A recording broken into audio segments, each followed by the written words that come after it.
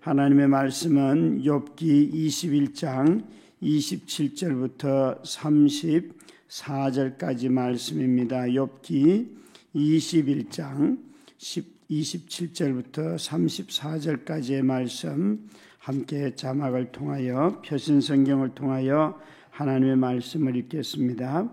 내가 너희의 생각을 알고 너희가 나를 해하려는 속셈도 아노라. 너희의 말이 귀인의 집이 어디 있으며 악인이 살던 장막이 어디 있느냐 하는구나. 너희가 길 가는 사람들에게 묻지 아니하였느냐. 그들의 증거를 알지 못하느냐. 악인은 재난을 나를 위하여 남겨둔 바 되었고 진노의 나를 향하여 끌려가느니라.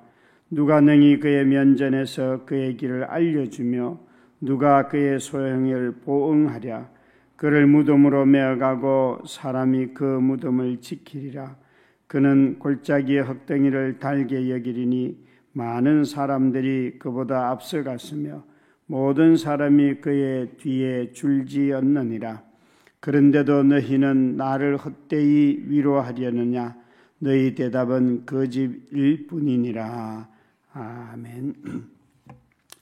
저는 개인적으로 성경에 이렇게 시가서라고 하는 지혜서와 또 예언서와 또 역사서가 이렇게 있는데, 특별히 구약의 이 세 부류 중에서 성경을 개인적으로 읽고 묵상할 때 이런 시가서나 지혜서 쪽이 훨씬 이해하기가 저는 빠른 것 같아요.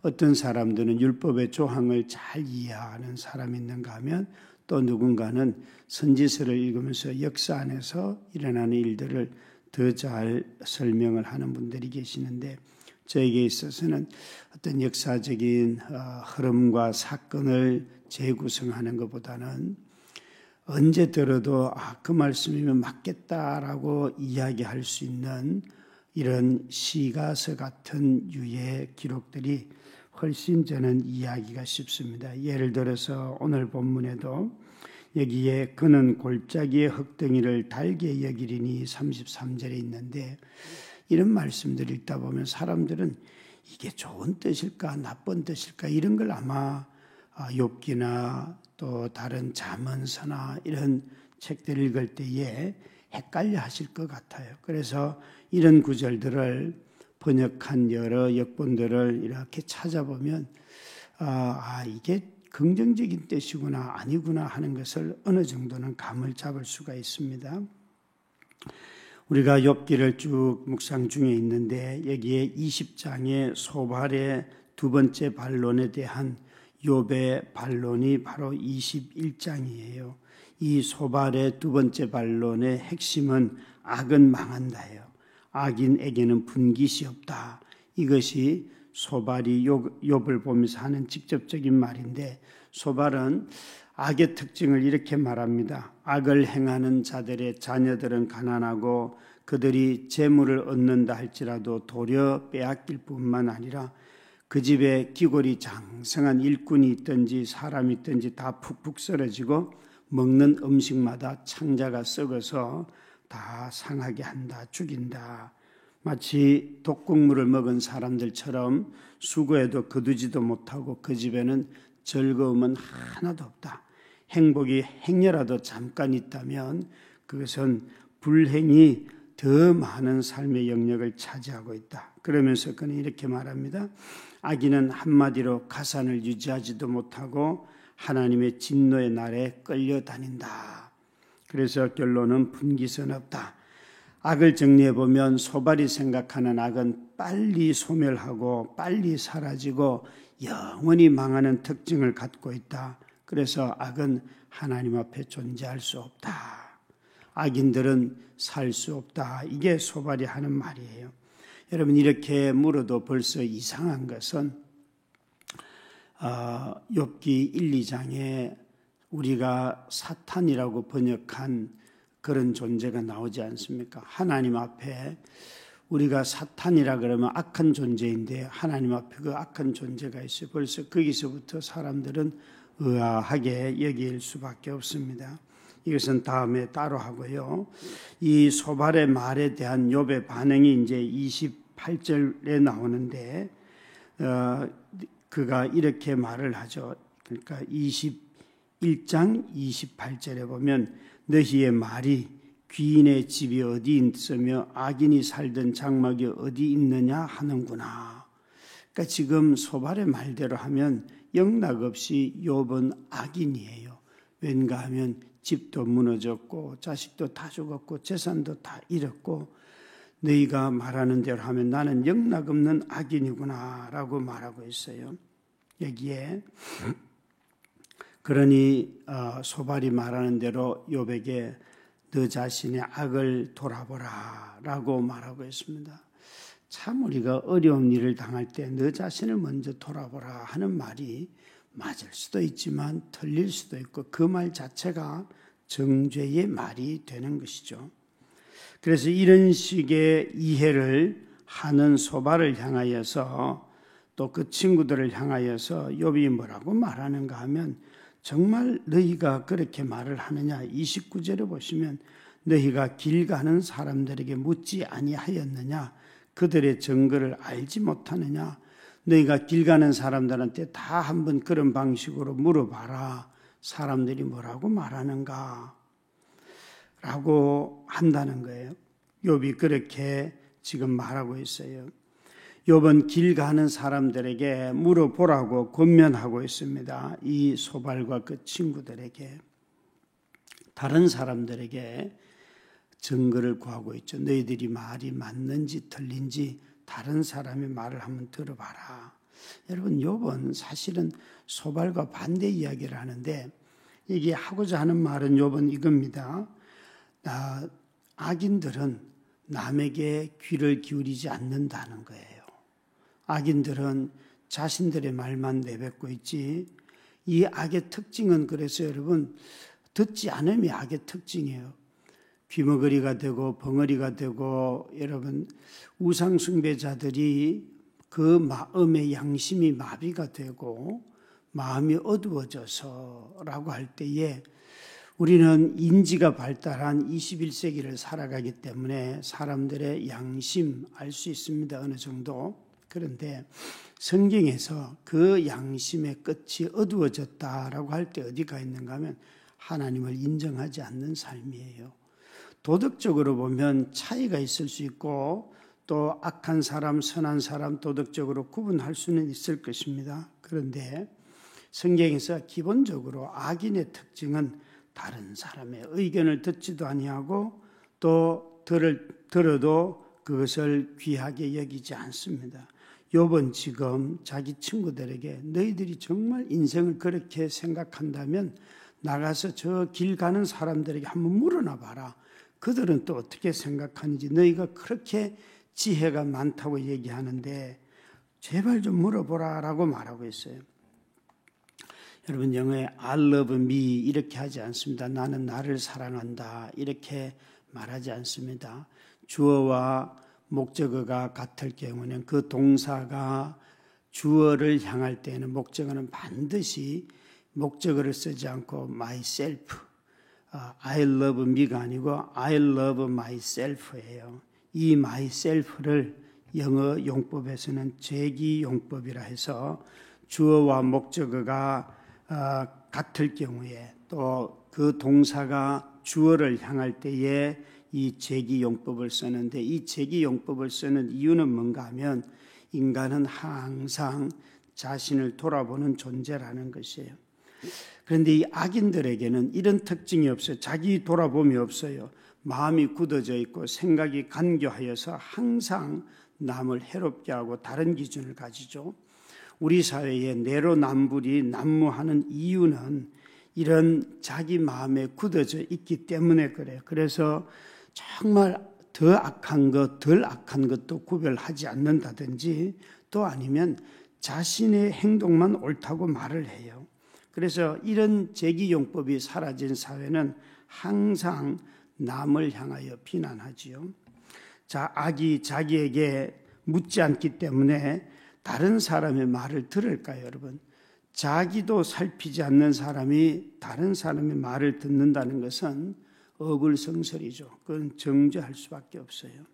그래서 그들은 30절에 보면 악인은 재난의 날을 위하여 남겨둔 바 되었고 진노의 날을 향하여 끌려가느니라. 욥은 지금 이 말을 합니다. 나중에 악이 망하고 나중에 진노를 당한다는 것 나는 안다. 하나님 반드시 악을 심판하시고 그래서 재난과 진노가 일어나는 걸 안다. 그런데 지금 너희들이 하는 말은 뭔가 하면 나를 보면서 지금 네가 망했으니까 너는 악인이다. 너는 재난을 받았으니까 이미 하나님께 진노받았다라고 말하는데 그 말이 틀렸다는 것이에요. 재난을 당한다고 악인이라고 말하지 말고 또 이렇게 처참하게 죽을 고비에 처했다고 해서 너희가 나보고 하나님의 진노를 받았다고 말하는데 그 말은 틀렸다라고 항변을 하고 있어요. 이 말은 욥에게는 받아들일 수가 없습니다. 그래서 이런 악인들을 향하여서 이렇게 판단하는 자들을 향하여서 오히려 욥은 이렇게도 반론을 합니다. 31절에 보면 누가 능히 면전에서 그 길을 알려주며 소행을 보응하겠느냐. 여기에 악한 사람들은 너무 마음이 굳어있기 때문에 현재를 보려고 하지 않고 전부 다 다른 사람들조차도 그에게 말을 걸 수 없다는 것이에요. 마음이 다 굳어져 있기 때문에. 너무 무섭고 두렵고 그 사람 앞에 서면 다 욕먹을 일밖에 없는데 누가 그 사람에게 말을 건네겠습니까? 여러분 참 언어라는 것이 무섭지요. 그래서 여기에 욥은 또 이렇게 말합니다. 너희가 지금 내가 이렇게 고난당하는 것을 보며 하나님의 진노가 임했다고 하는데 저 하나님의 진노를 받아야 할 악인들 중에는 32절에 보면 그를 무덤으로 메어가고 사람들이 무덤도 지킨다. 참 어떤 사람은 죽고 난 뒤에조차도 그 무덤지기가 있어서 그 무덤까지 보호해 주는데 그런데 그 사람이 너희들이 알다시피 악인이 아니냐.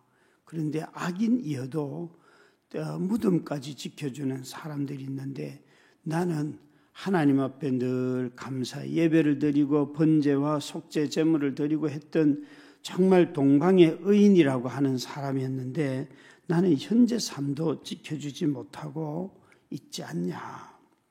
그래서 33절에 심지어 무덤 지키는 정도가 아니라 그 골짜기에 흙덩이를 달게 여기리니 라고 하는 것은 너무나 그 무덤을 쓴 땅이 비옥하고 좋다는 것이에요. 그러니까 명당이에요, 명당.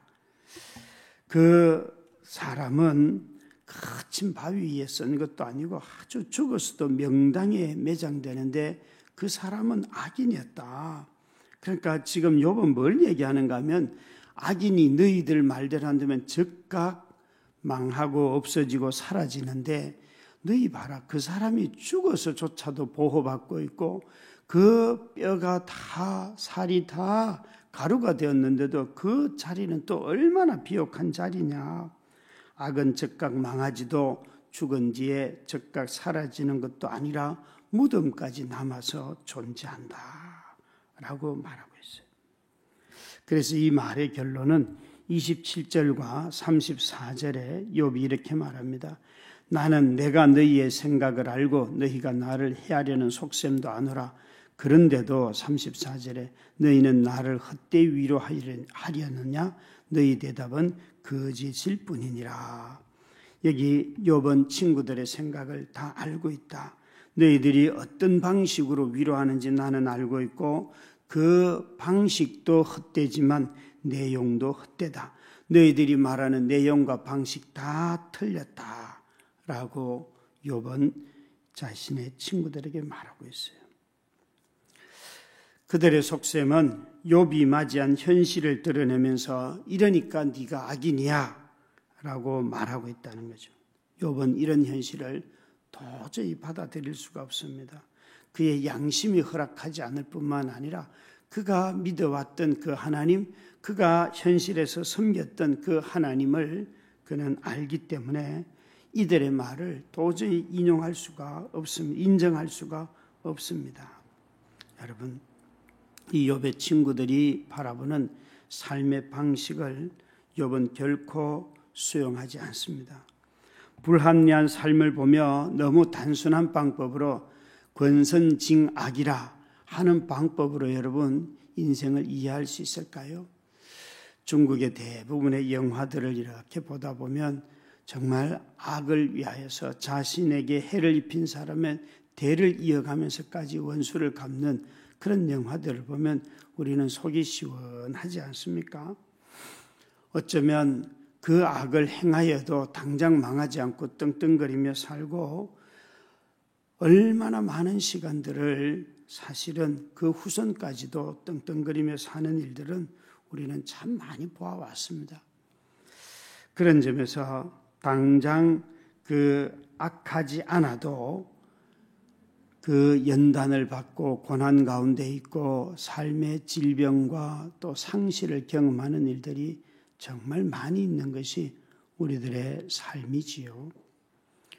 여러분, 우리가 하나님이 즉각적으로 악을 심판하십니다 라는 이 말들에 엘리바스와 그 친구들의 말들을 다 받아들이게 되면 우리는 하나님 앞에 밖에는 한가할 데가 없습니다. 하나님이 정말 그런 분이라고 믿는데 우리가 사는 80평생 그런 일들이 잘 일어나지도 않습니다. 저는 어제 아침에도 이런 묵상을 했습니다. 제가 대학교 들어왔을 때 83학번인데 그때 한 학기 내내 한 것은 시청 앞에 가서 우리 데모한 것밖에 없습니다. 제가 변명을 하자면 586 세대다 이런 세대들이 공부를 안 한 가장 큰 이유는 민주화를 위해서 싸우느라고 그랬습니다. 물론 그중에 공부 잘한 친구들도 있었습니다. 그러나 대부분의 사람들은 그 시대에 우리의 과제가 직선제를 통한 민주화를 이루는 것이 우리 민족의 과제라고 이해했기 때문에 한 학기 내내 도시락 싸들고 시청 앞에서 우리 출석부 불렀습니다. 지금 돌아보면, 지금의 눈으로 보면 참 독일어도 잘 못한 건 뭐 개인적인 문제겠죠. 그러나 그런 세대를 보면서 참 멍청하다라고 이야기한다면 참 억울하지요. 한 사회의 발전을 위해서 수고하고 애쓴 것에 대해서 너무 가볍게 여기고 오히려 지금 시대에 맞지 않는다, 판단을 잘못한다, 그런 사람들이 있겠지만 또 그렇지 않은 사람들도 있을 것입니다. 요는 이것입니다.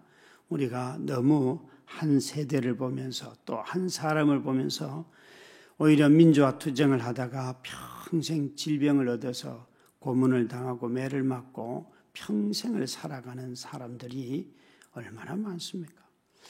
여러분, 우리가 독립운동을 하신 분들조차도 그 후손들을 보호하지 못하는데 그건 어쩌면 너무 먼 지금 시대 사람들에게 너무 먼 100년 전의 이야기일지도 모릅니다.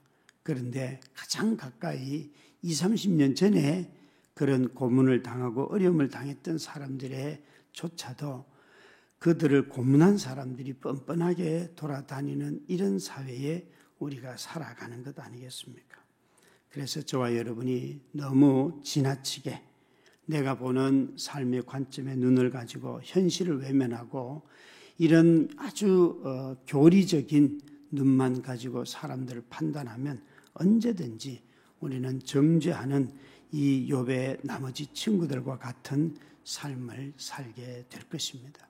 우리 모두가 다 겸손히 이 현실을 정말 하나님 안에서 인정하고 때로는 이해가 되지 않아도 좀 더 기다리며 은혜를 구하고 살아가는, 겸손하게 살아가는 우리 모두가 되기를 주의 이름으로 축원합니다.